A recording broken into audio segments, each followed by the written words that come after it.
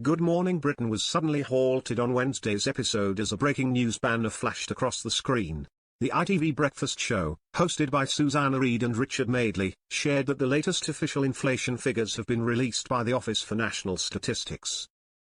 Presenter Charlotte Hawkins shared that it's not great news for the Chancellor, Rachel Reeves, as, with just a week to go until the budget, the figures show that inflation has eased to 3.6%, a figure which is less than expected, and it does still remain well above the Bank of England's target of 2%.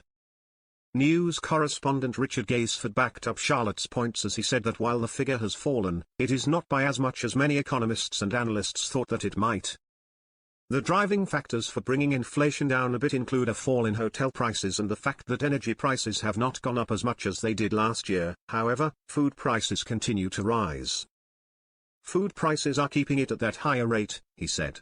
It's much higher than people would like, as it is affecting, of course, everybody's cost of living.